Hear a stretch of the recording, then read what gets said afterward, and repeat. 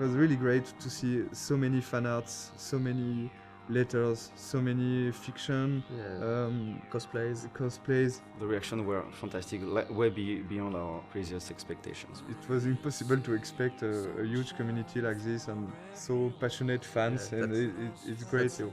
Thank you. Yeah. We started the project by making the game we wanted to make for ourselves, but at the end it's really making a game for the players, because that's what's important.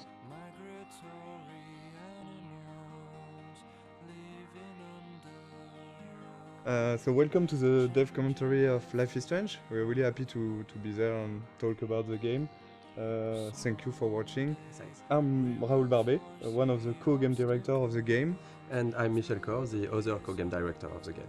We are two game directors working on one project, so it's really interesting to work that way. It can be hard sometimes, but I think it's a really interesting creative process, because we can challenge each other on a lot of aspects and find out always the better solution for what's best for the game. If only Michel or Raoul was directing the game would have been really different. They both know how to make a game. Like they're not stuck in their field of expertise. They know a lot of things about each department, and they had this direct contact with the teams. I'm more from the audiovisual and movie scene, so I was in charge of all the cameras with the camera team. I work a lot with the sound design team also, with the music. And myself, since I'm from an illustration background, my specialties were more on the art direction, and later, for this game, I'm starting to work way more with the narrative team and the voice recording sessions. It was cool because they had a similar vision for the game, so we didn't have a yes from one and a no from the other. Actually, Michel and Raoul are in the game when you think about it, because there are two game directors, so we have a contraction which is Michel. But if you put it the other way around, it's Raoul and Michel, so it's Rachel. I'm pretty sure they did it on purpose. The idea behind the game was because both of us worked on Remember Me, and there were some sequences in this game called memory remixes, and one of the founders, Hervé Bonin, asked this small core team to think about a game with this kind of mechanism. Very quickly came the episodic adventure game, because we wanted really to do something like that. There is really a lot of good new ways, interactive ways to tell stories. On an episodic format, you have to make a lot of choice for episode 1, because you won't be able to change after. A lot of assets have to be there in episode 1. Yeah. So the menu is one of those assets. It was interesting because there was a lot of variations. We did a lot of tries of what we wanted to show in this menu. The idea was really to basically show the most important locations of the game. So we can see the Blackwell Academy on the top right, we can see the lighthouse, we can see the town of Arcadia Bay. We were really trying to give a sense of location and just showing like the game world with the menu. We really wanted to make the player feel that all areas are connected, and the menu is a great way to do that. One of the main importance for us for the game was to have a peaceful game with this sense of you can take your time, and we wanted to reflect that from the menu, so we worked on those small wind effects and the leaves that are going around and the nice and soft music. It was just when you start the game you should feel quite at peace and comfortable. And even when the menu evolves in each episode, there is some small details that are changing. Like for the menu for episode 4, you have the beach wailed. That's this kind of details we wanted to just add with the variations of the menu. The game takes place in Oregon, in the Pacific Northwest, in the United States. When I went back there on vacations, I've seen a lot of places that really looks like what we did in the game. So I guess it was a really big job of references to be sure that everything was correct, but it's also something that's really exciting about making a game, that you have to look at everything and to reproduce reality, and with, of course, our own lens and stylizations, but we really wanted this to feel like being in Oregon. Sometimes people ask us if we choose to have a game in the United States for marketing, for selling the game. We knew that we were fans of like TV shows like Twin Peaks or X-Files. They have those trees and the Pacific Northwest feeling. I think they are a great example of a small community thinking that everybody know each other and everybody is happy, but when you put something inside this community, it could be something supernatural. You discover a lot more. And it's really a way to shift things around and to bring chaos and interesting variations on the characters. And in the end, Life is Strange is really a game and a story about the characters, about their lives. It's not a story about the sci-fi elements. The sci-fi elements are just, for us, they were just here to make things interesting.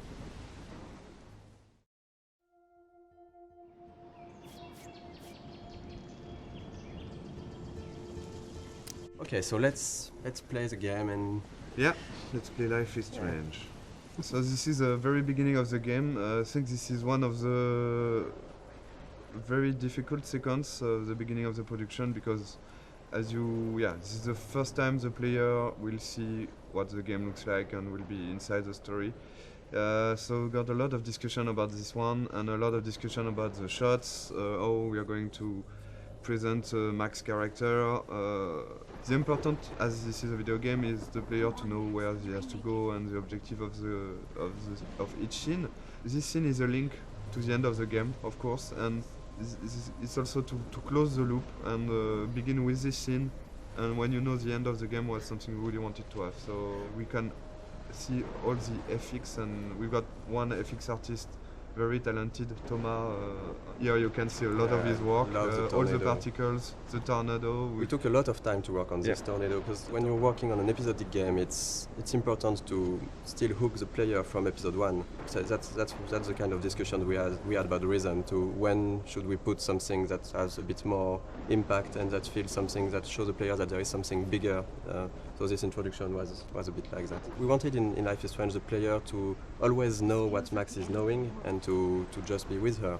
At this moment, Max doesn't know where she is and the player doesn't know it either.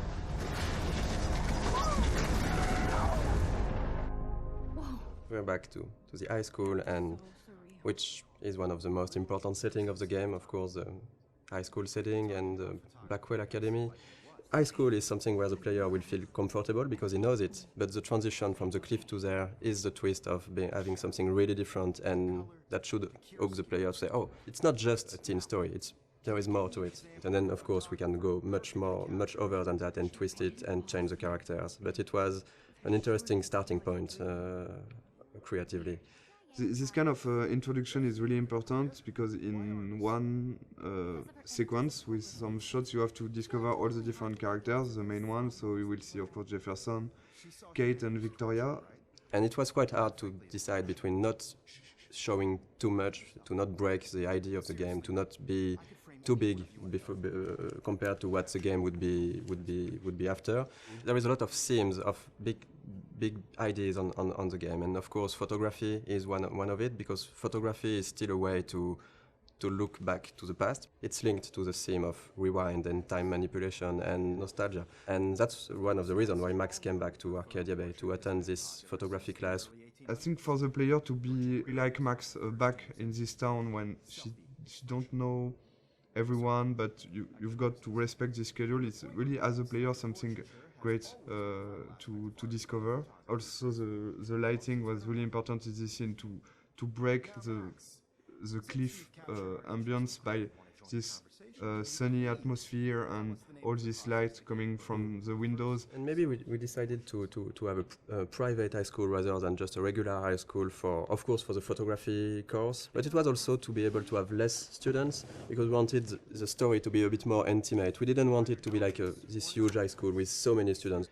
Based on what the player is doing, you can really learn more about them and see that they're actually not just the stereotype and the archetype you would think they are. This is doing. still a perfect example of how episodic is hard, because if you look closely at this poster, there is a mistake on it. It says that the exhibition takes place in the Deux Museum of Art, when actually it's not that in episode 5, it's the Zeitgeist Gallery. We have a really great community, so thank you guys. And people found out this mistake, and yes, it is a mistake. It's when in episode 5 we found out that we couldn't be a museum, it was too big, so it has to be an art gallery, so we changed the name, and yes, there is a mistake like this in episode 1. How cute I looked yet. I was about to. Welcome to the real world. We really wanted to have this feeling of being part of a whole high school. So it means a lot of people, it means bullying, it means difficulties when you're a teenager in this kind of world. Showing the different cliques and different kind of teenager. I think a lot of players love this introduction. The use of music here is really important. Is as Max feels insecure in this atmosphere, we wanted her to isolate, and the music is a great way of isolate yourself when you just want to be on your own. And so since the beginning of the game, we were working with licensed tracks, licensed music. We test when we testing and prototype some scenes. We put some licensed tracks from artists we love, and Cinematters was one of them. And when we asked Jonathan Morali, who is the lead of Cinematters, if it's possible to use his music, he's a gamer, so it was really happy to have this new experience, and for us it's just incredible to work with him. And this kind of editing is really difficult to do, because you have to choose the important moment in a song and to choose the right images. Because our writer Jean-Luc has written many scenes built around music. The edit is based on the music. It's not the other way. The music is really important in the game. It explains a lot about the characters, because the choice of the music, the choice of the artist means a lot. For example, Chloe won't listen to the same artist as Max. For the anecdote, for this guitar part, we asked the lead singer of Cinematters to take his guitar and to play on top of Gonzalez's song in a clumsy way, to be sure that it would be like Max playing guitar.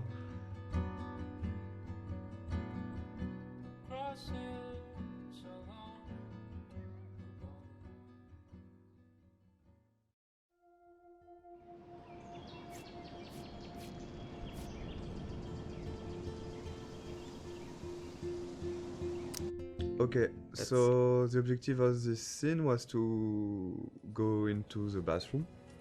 I think you can hear the great sound work. Sebastian, the audio lead, has worked a lot on this kind of effects. When you take out your earplug, you can hear more the ambience. And this kind of art is done by our main concept artist. We got like 4 concept artists working on the game.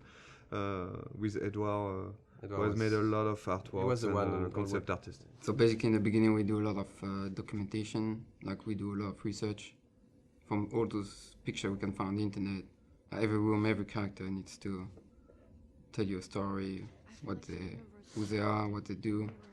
And just for following the scene, even for the mood, when it's still the rhythm of the game. So we wanted this scene in the bathroom to have a really cold and harsher and more contrasty lighting, to be different from the soft and warm lighting from the art class before. Seeing this scene, there was here one of the mistakes we have done with the game. For example, when Max is tearing apart the Polaroid. In fact, I don't know if you have tried to tear apart a Polaroid, but it's quite impossible. Yeah, you can. We tried it. You can't do it. It's too strong. It's plastic, and it's impossible to tear it like she does. But of course, there is a lot of symbolic behind this, and so we decided to keep it, even if it's non-realistic. Maybe it's a bad Polaroid quality, and we can do it. So you can see the butterfly coming in from the window. There's a lot of symbol behind this. The butterfly, of course, with all the butterfly effects thing, and the fact that Chloe has got some butterflies on her tattoo and the color of her hair based on the color of the butterfly. Really something we wanted to hear. The blue butterfly is really, really important, and of course at the end of the game it's much more important. One of the fans' favorite, and of course a character we really love, Chloe. She's one of the most important characters because at the end the choice is about her. It was really important to create this character the best way possible so the player would learn to care more and more about her. But we really wanted her to be not that nice at the beginning, so when she's evolving during the different episodes and she's getting nicer to Max, people would care even more about her because she changed, and she likes the fact that she changed. If she was the nicest person from the beginning, it wouldn't be, I think, as effective that her going forward and changing toward Max. Sometimes some players hated Chloe during the first episode, and I think it's not a bad thing because you can dislike a lot of things about her personality. And after in episode 3, and of course at the beginning of episode 4, there is really something more to this character, and I think it's like having in real life with a friend. There is always some things you don't like. And the relation between Max and Chloe talk about that, and I think it's really interesting to see how the player will learn to like more and more Chloe. And I think it was one of the biggest challenge of the writing process because we have 5 episodes, we have a limited amount of time, and we need to find the good beats and the good pacing to make those characters evolve. It's a really intimate story, and it's mostly just centered on just emotional moments. All of the major choices that you make in the game are emotional. The heart of it is the relationship between Max and Chloe. It gets really dark and things get really hard for Chloe and really emotional. In the game, one of our goals was also to be able to talk about real life issues, about some social themes and difficult themes that can be experienced in real life. I mean, it's different to other games where there are bigger issues like situation of life or death or war or stuff like that. And in this game, we wanted really to focus on more human issues on a smaller level. The mood of the game and the themes of the game. It's the themes that we tackle in the game are not something that you see often in other games. We try to be mature about it. We try not to force it onto players, and we try not to be too brutal about it. We have issues like domestic violence, family issues. So talk about drugs, alcoholism, depression. It's part of a reality, and I think it was really important for us to not avoid that. And I think it's a great video game is also a great media to talk about that, because as a player you will be involved maybe more than just looking at a movie or reading a book. You will be really part and actor of this experience. We were not sure that Square Enix, the publisher, would approve all the themes, the intense scenes we have, and how we deal with them. And really early in the discussions, we were relieved to see that they didn't want to change anything. They just wanted to make sure that we deal properly with the scenes or themes, and this is exactly what were our intentions. So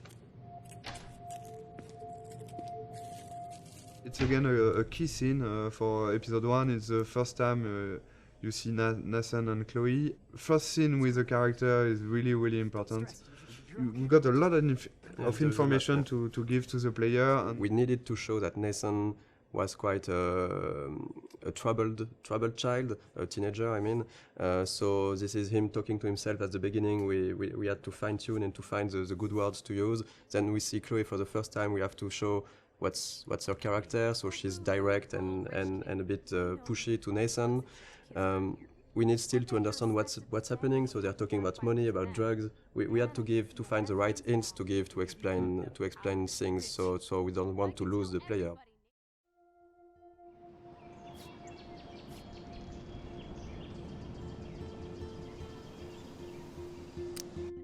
Prescott is a punk ass who begs like a little girl and talks to himself. You don't know who the fuck I am or who you're messing around with. Where'd you get that? What are you doing? Come on, put that thing down! Ever tell me what to do. I'm so sick of people trying to control me.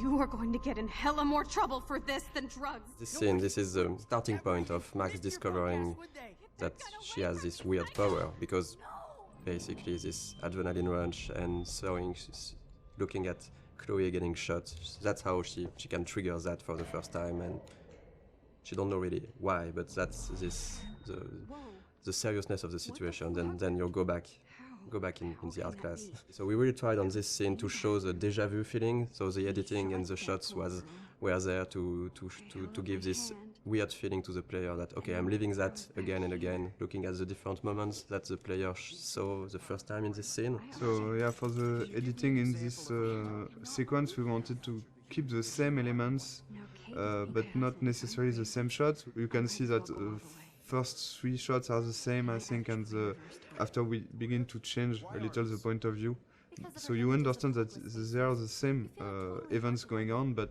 just seeing from a different point of view. And I think, to be perfectly honest, we don't have a good explanation for why she's going back to the art class, because we needed it. I've got one, but I will never tell you. I don't think it's a mistake, and because we also needed to explain to the player, so the player can learn how things are working, and it's quite hard to do. So we took this freedom to have Max go back to the art class, which, even if it's a bit contradictory with how her power works after that. We are using this to explore more of Max's personality, of the characters, and because that's the way we created the character. Max, as we've seen that with what she's thinking, she has a lot of insecurity, she has issues to go forward in her life, to take decisions, and now she has this ability to not going forward, but going even backward. So it's an interesting storytelling device to question with her character and with the player, of course, to question choice and consequences, to question fate, to question really interesting issues. I think Max would never have changed as much as here in our story without this power and without this sci-fi element. So it puts the player in a very interesting position, because she will ask himself why he's doing some interaction. He can undo the interaction and try something else, but also Max, by doing this, will ask herself, am I doing the right decision? Is it the good choice or not? So we deconstruct the mechanism of classic adventure game just by adding this power and the fact that you can undo things and try another things. Of course, in most games, you can do it with quick save, quick load, but it's like you said, it's only the player who do that, and that's one of the main themes of the games. That if I had the power to rewind and to change things, should I do it? Because sometimes it can be really seen as lying, as if I say a lot of things that you don't like, and if I go back in time and don't say them to try to, so you're not angry at me, it's a bit tricking. So we are really asking those questions, and in the beginning of the game, we are letting the player and Max do it a lot. She's getting to make a lot of friends with this rewind. But later in the game, and especially in episode 5, we are really questioning this to see maybe it wasn't the right thing. Maybe what you did to try to lie to people with your power, was it really good? And that's something that can be interesting for the story, but also to ask the player at a moment. I think this is what we wanted to do also with this game, to show that it's difficult to make the choice, and it's even more difficult to live with it, but you have to learn to do that. And even if you could hesitate a lot, there is no perfect way to do things. Okay, if I'm crazy, I might as well go all the way. Can I actually reverse time?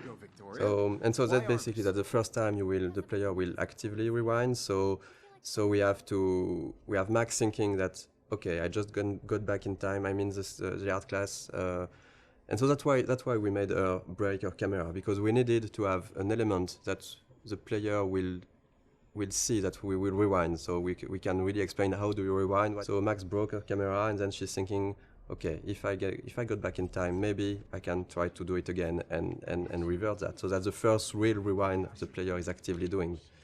It's okay, we don't really want the players to use the rewind all the time. But since it's important in the beginning of the game to really show the player the tools he have, and it was important for us to have this in this scene, to have a lot of use of the rewind, so he can really, okay, I know how it is now, and now I decide if I use it or not. I hope I have enough time to get to the bathroom. Please, please. I can't tell anybody. They'll think I'm crazy. Since we are really playing the game with the point of view of Max, for her, not everything is clear, so it shouldn't be clear for the player. So, but there is a lot of hints that should really guide the players to understand what's happening. We have a lot of symbolism with totem spirit animals. We have the doe, and you can clearly see in episode 4 that the doe is linked to Rachel, and it's basically somehow a presence of Rachel that's guiding Max at moments. I'm not sure that a lot of players noticed that, but in episode 2 actually, when you see the doe in the junkyard, it's precisely where Rachel is buried. There is this mystic feeling around the town, and since we didn't want to clearly explain everything, it's part of what makes Arcadia Bay a bit different and a bit special.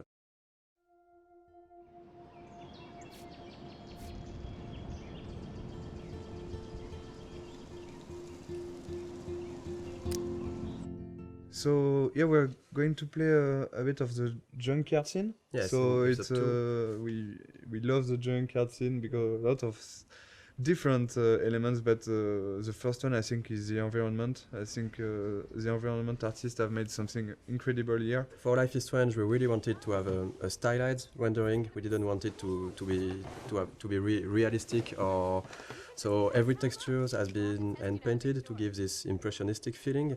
And I think in the junkyard it's really interesting because there is so many details that's where this kind of simpler texture are working well. Because if this scene was overly detailed with cracks in the rust and everything, it would become really noisy to look at. We did a lot of work on the lighting effects and the atmosphere, so it was really important for us to capture this morning feeling with very, very cold colors in the fog, but a slightly warm sun that just bring some soft and warm feeling to the scene. This scene is also a good example of what we want to do in terms of environmental storytelling. We've got a lot of different objects who are there and who has their own story. And Okay, let's do this. Can you find 5 bottles while I prep the shooting range? Beer and guns? Nice combo. You can handle it. Now go find us 5 bottles. This is one of the best puzzles of the game, I think. Yeah, I think it is. I think it's mostly the final bottle that was really hard to find, and we did a mistake on it because it was maybe too well hidden.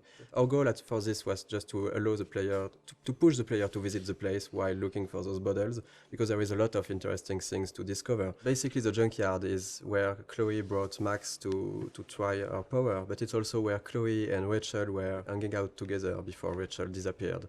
So this place here was this small hideout for Chloe and Rachel, and we tried a lot of what we did in the whole game with the environmental storytelling can be seen here, because there is a lot of everything that we really like to tell with the environment. It's a good way to, of course, to show more to the player. So it's also to give rewards to the player who want to know more about the characters and who is curious. Because you can do this whole scene without looking at every details, but there is some hidden stuff. This one is harder to find. I think that not every player find it. And this is a big letter that Rachel wanted to write to Chloe, and maybe never gave it to her. In Life is Strange, we really tried to put a lot of attention to the details. So we have a lot of various levels of things, and if you look around, you can find some really, really small details that are useless to the main story, but interesting. Actually, we start to play with that, putting more and more things in corner, in dark area, to see if the player can spot it or not. And usually they did. There's a noticed things that we thought they could not notice, like on a shirt, we have letters that when you put in the right order, it says "No fucks given," and they noticed. I don't know about this. Are you afraid of getting in trouble? Oh, boo-hoo, Max is afraid. I know you can handle this, and I'm here to guide you. Make me proud, sister. Life is Strange really is a game about choice and consequences. So we have a lot of choice you can make in the game, which will have consequences later on in the same episode or in the other episode. And And there is one big choice in this scene, right, that will happen, for example. Yeah, the idea for each choice is really to have not easy choice to take, even if it's not life or and death choice, like you could have in other game, or it's more everyday life choices. The important is really to make your own and to decide to live with it. So that's why with the max power, it's of course more difficult because you can try a choice. You're not sure, you're going to rewind and you're going to make the other one, but the important is if you want to continue and to move on, you have to keep on one and live with the consequence. So this is in this choice in particular. What do you want to do, Michel? The first one. I don't think I would shoot a guy anyway, so I would say... we won't shoot. I won't shoot. So you can see directly some consequence. It means that you don't have gun anymore because Frank is going to take it. Chloe will be pissed off. You can of course rewind and try the other one. But something that's really interesting, because it was a lot of work at the beginning, because we were thinking that if you have the rewind, does it not completely destroy the fact that you are making choices? And actually, we've seen that players are really hesitating. We've watched some Let's Play video, and we've seen players just, even if they knew that they could go back, they were hesitating so much when they make a choice. I think it's interesting.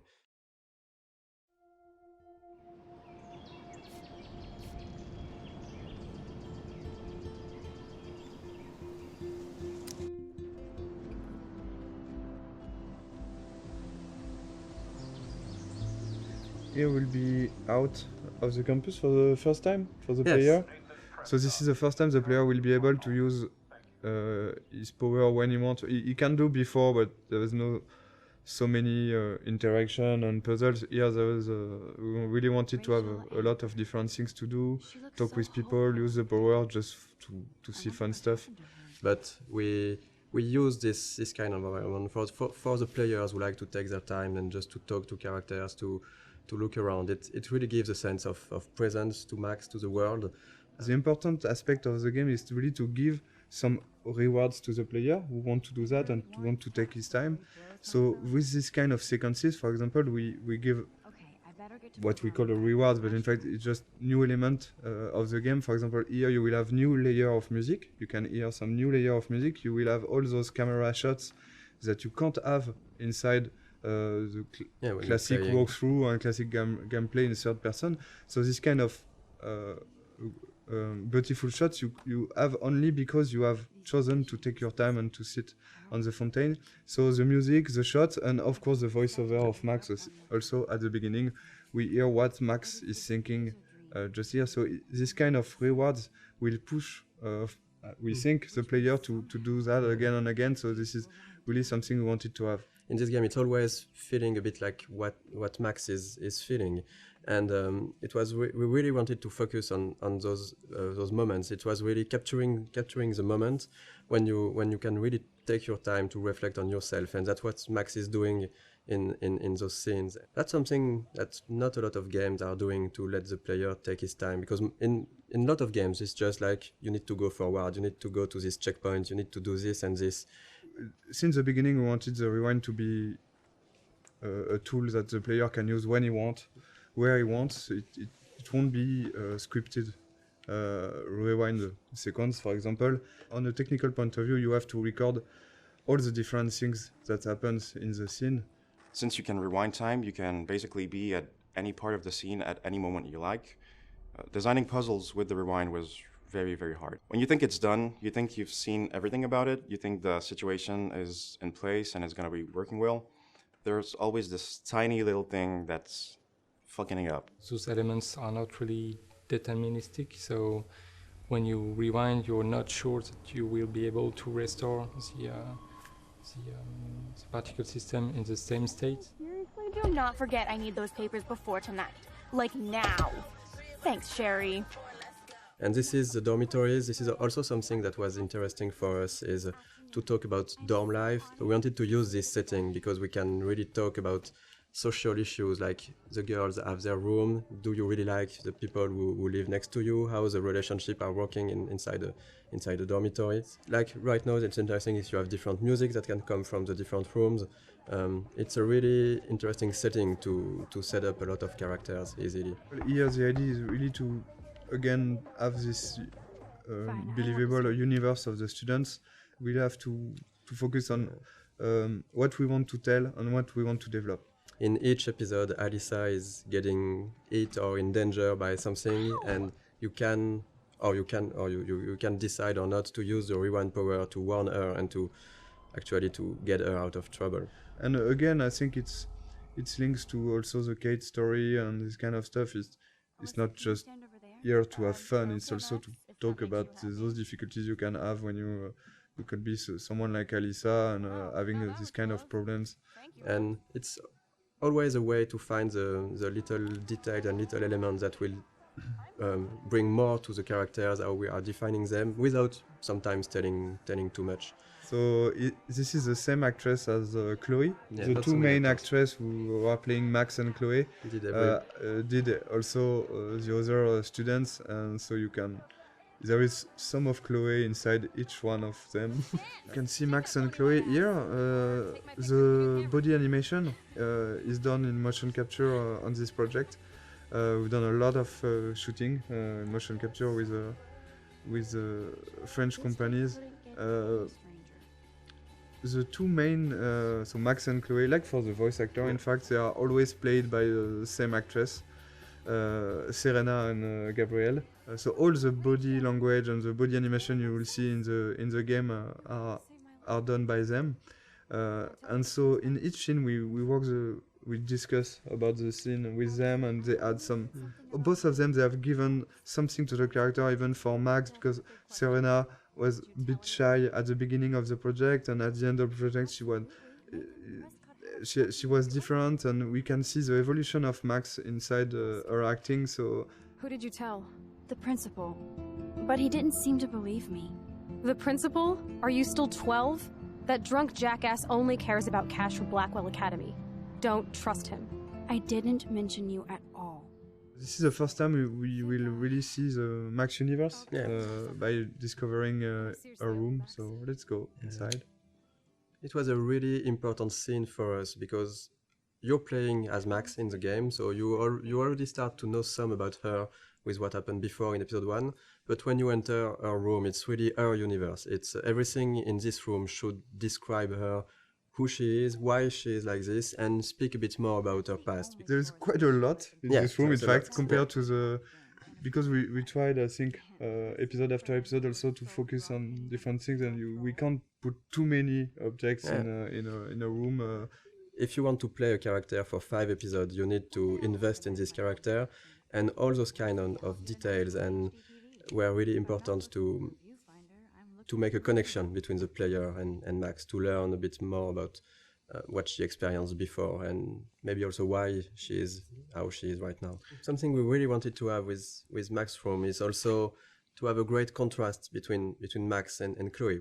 So it was really important to have those two characters. Max and Chloe are really different. They are quite opposite at the beginning of the story. So we wanted that her personality and also her universe, her rooms reflect that. And we took for Max this sort of softer colors. We have the pink in. I think her bed cover is really soft. You have the small cushions with the flowers, the teddy bear. We've got a lot of different environments in the game, but we wanted really to be able to revisit the environments and to have other scenes taking place in the same environments, but telling different stories and telling different sequences. So, for example, in this room, when you go back here in the house, in the alternate reality, we will find an empty room of an empty Chloe room, and you have been here so many times before the episode 4 with Chloe, having fun with Chloe, listening to music. Going back here without anything, you will directly see what you've lost and what this another reality means for Chloe and for you. Max, try to find the light for the pool. I want to see the sharks. Otters don't like sharks. They bite. So do I.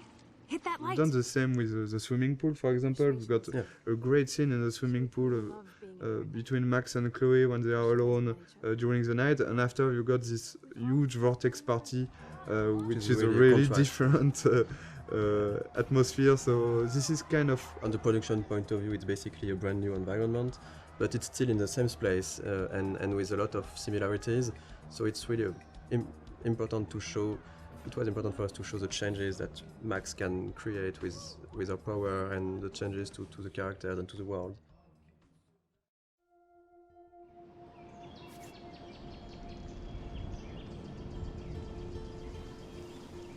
Stop treating me and my mom like we're your family platoon! Hey! Leave Joyce out of this! I wish you'd leave Joyce! Like now! Seeing this kind of family violence, and it's something you can have encountered as a player. I think we all know some people who got some difficulties, and you can have by yourself also. Here, the choice you're going to take will have consequences on the relation between Max and Chloe, but also on her father.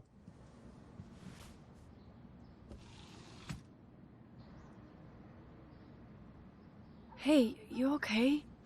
Welcome to the real step douches of Arcadia Bay. I'm sorry. For what? He would have been a bigger dick if he caught you in here.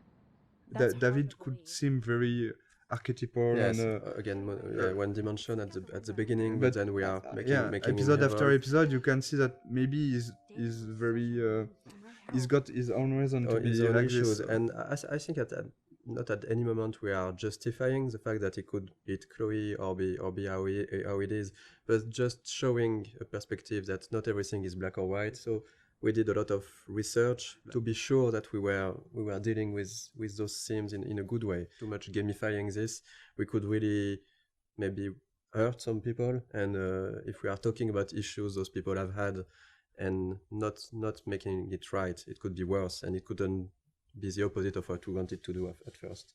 So here is a Kate character that you have met in the first episode, but not so much, and the episode 2 is really focused on Kate and Kate's story and Kate's difficulties. So, but this scene is a good way again to how we try to advance the story about Kate, but also try to show more of the other characters, Victoria and Taylor. So we are continuing of what was shown about Victoria in episode 1, like of course that she's really a mean person, that she's harassing Kate because she makes fun of her. And so this kind of scene, yes, is we are really trying to advance the story, bring out more of the characters, and of course there is great cameras on it. All over my face. Max Selfie thought she was a badass taking that picture. We wanted really to talk about all the cyberbullying, the fact that it's quite difficult for a teenager nowadays to be connected as everyone is now. I think everyone has got a phone, is connected always. We are using the text message a lot, and we are making fun with that. So we are really thinking about both sides of the social media. But on the other hand, you've got this dark aspect of internet, which could be really difficult to live. I think a lot of players could recognize some of them inside Kate, and we've received a lot of letters from players who say that helped us also to realize what they've been through. Yeah, we wanted to have this scene since the beginning. We are quite happy that we managed to keep it, and work with Square Enix was great for that. We managed to keep a lot of difficult scenes like this one. It's not only about talking about those themes, it's also to be sure that it's anchored inside our story.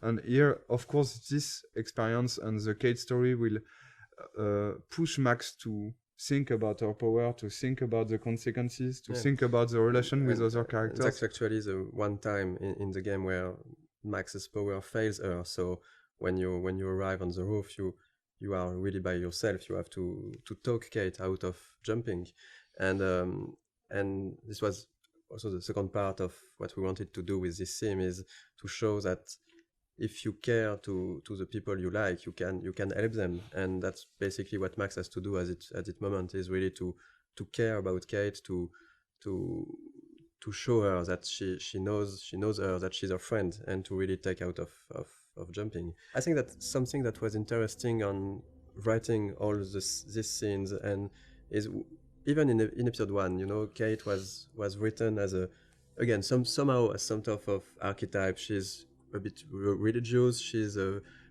for abstinence. She has this basically pro-life ideas. So maybe some of the players could think that she's boring character, but the way we evolved her and write her in the other episode, we really wanted to show that even if you go past the first appearance of someone, that's something that you might feel not interesting or different to you, you can find really good things and interesting things in each person. And I was really happy the way that the community reacted to Kate as a character.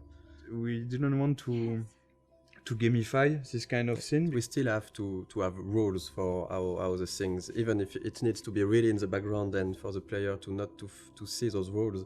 But in the end, we still need to create the scene with the scripting and a way to make it work. So it was really hard to find the good balance to make it feel the more transparent as possible for the player, and just find a good way to have the feeling that it's really a dialogue between Max and Kate. And it was a really hard one to write. There is a lot of branches, there's a lot of variations, and I think even in the voice recording it took a really long time. Yeah. It was one full session just for Hannah and Diane, who plays Kate. It was really important for us to keep this going after in the other episode, and not just, okay, we have done the scene and so no, we go to the following of the game.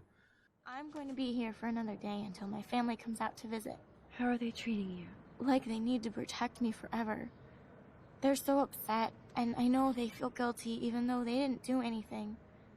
I was surprised how many we wanted from to talk about this theme of euthanasia, but to find a way to talk about it that would be respectful for any sort of position. Because it was really important to not try to say this is right, this is wrong, and to let the player really see how he wants to play this scene at this moment based on what he felt for the situations, for Chloe, for her parents and everything. And that was that was not easy to find this balance when doing that. And again, it's because it's interactive and it's a video game that this scene is so strong, I think.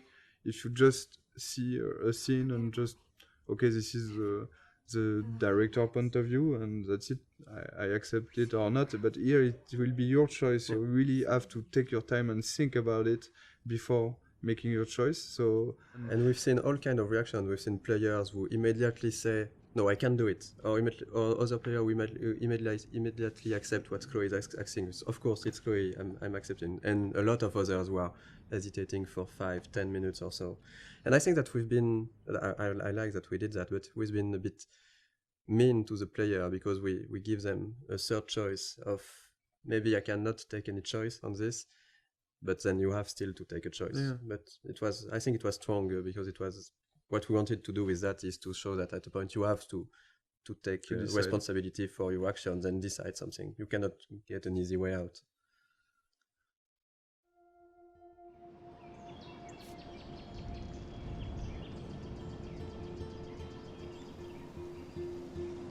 A lot of photographs, even some of the no weapons, the no bullying, no weapon. Yeah. We took photographs in some high school in, it wasn't in Oregon, but it was near Washington, so it's still in the Pacific Northwest, near Seattle.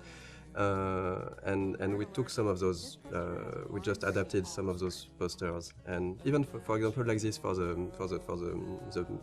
map, we did a lot of research, finding real maps of real buildings and trying to be quite precise with the scale, the layout, the locations, because we really wanted everything to feel genuine and to, you know, sometimes you can go really wrong in a game if you just start to forget about the scale and the detail. So we really wanted to have things right, like having this kind of fire hose at this place. And since the game takes place in October, and we are in the US, there is already a lot of Halloween decorations and stuff like that.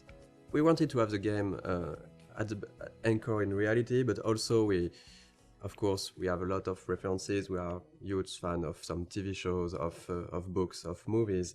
And I think that in Life is Strange, the setting was really good to have a lot of those Easter eggs that will speak to the players and put the game into a pop culture reality. So there is a lot of stuff that is scattered around the game. If you look at every license plate in the game, you'll see that the letters, they are meaning some. In episode 1 is titles of TV shows that somehow we liked or that were somehow inspiration in some part for the game.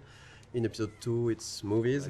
In the dormitories, you have the room which red room. Someone wrote red room on the slate. It's the number of the room in Shining. Yes, and so it shows that we love us as developers the movie, but also that the characters in the game, of course, know about this movie because it exists in their real world and they are making jokes about it. We knew that we had to hire an American scriptwriter. We sent some tests to few writers that were recommended that we knew, and Christian Divine. We had a Skype with Christian. After maybe 2 minutes, we all knew that it was going to be him. I had this kind of vision of him in the office, working with us. Since we've chosen him, he was at 100% and even 200% in the project.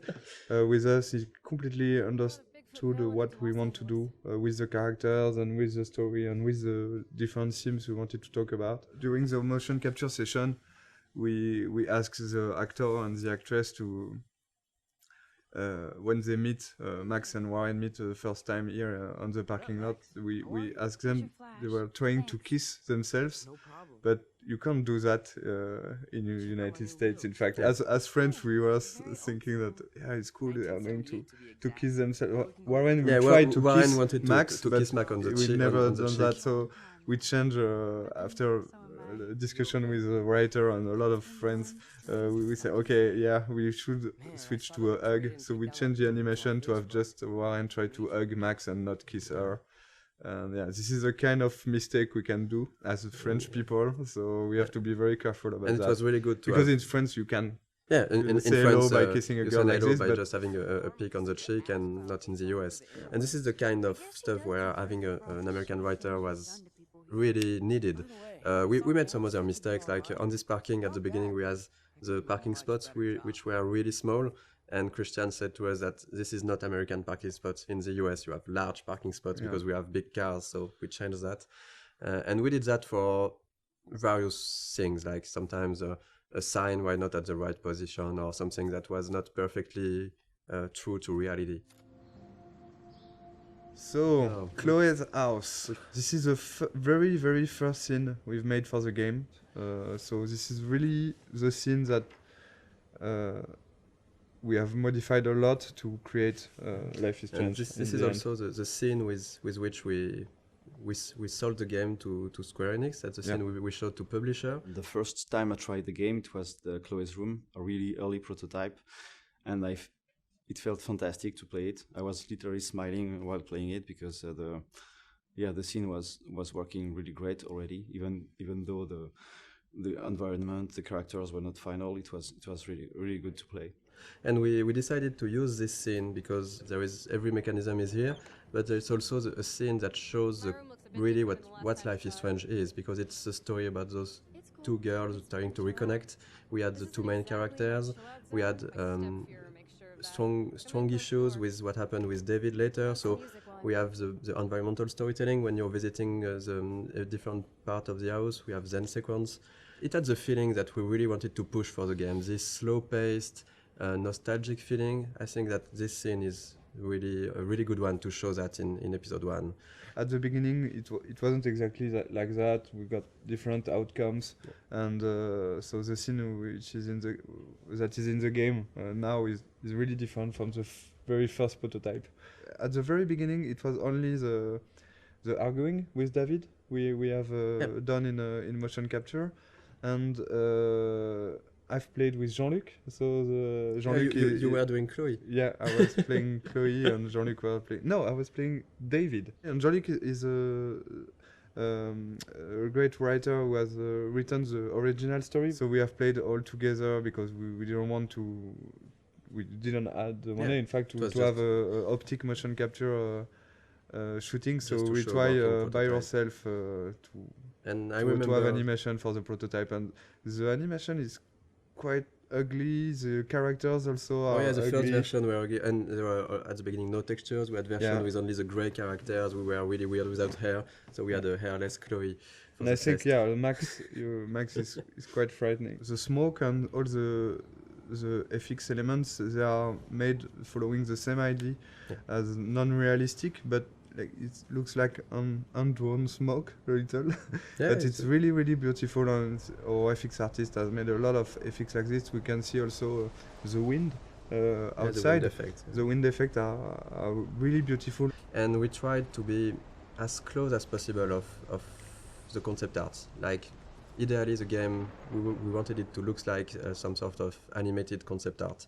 And I think it's really, the 3D environment artist and the concept artist, they did a really great job on that, because if you look at the concept art for this room and the 3D final scene, it's quite pretty close. We have those low detailed textures, but this feeling of light but it's a lot of details that we tried everywhere. Even if the lighting, if you look just at the light on the drawer, even on the light we have this small bending that gives the feeling that the light is hand painted. So we did a lot of work on everything, on lighting, visual effects, textures, to have this cohesive style.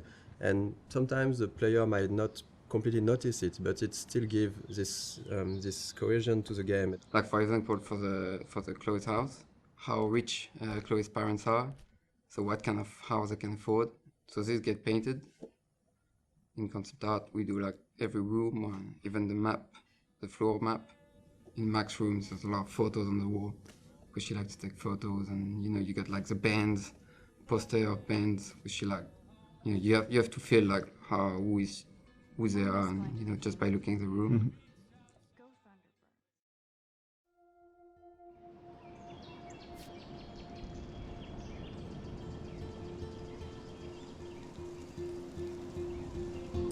One of the most challenging part of working on the game with an episodic format was to create those two characters in a way that would really appeal to the player. So when you arrive to this final choice at the end of episode 5, if you wanted this final choice to work, we really needed the player to grow to love Chloe, to really get attached to Chloe. So two of the biggest challenge was, of course, the writing and the voice acting to make that happen. Of course, the story was written as a whole since the beginning, so we couldn't change massive stuffs, but small details could be added, a line of dialogue for a character, or episode 3 when you visit Kate in the hospital, and it wasn't supposed to be here, but we've seen how people loved Kate, and we realized how much it was important to have a scene like this one. It's a way of finding the voice of the character. So sometimes you just need to think about expressions or words that one character will use and the other won't use it, and that's how you grow to like those characters. Because when in episode 3 or 4, Chloe at a moment use the word Hela, the players were waiting sometimes for it, and they recognize that, okay, it's Chloe because she's using that. So we're working with Blind Light in Los Angeles, and they sent us a lot of different voices to listen to them, and we have to decide. So we decided with Michel, Sebastian, and the producer, and Square, which one we want. So it was quite difficult. For example, for Max, we've got like 40, I think. Yes, I guess we got 40 voices. Different castings. For Chloe, it was 30, I think, something like that. Most of the time, we were quite sure and quite agreeing on the actor. It was really, really hard for Max, because it's always on our mind, like, are we really sure that we're doing the good choice? Because it's so important.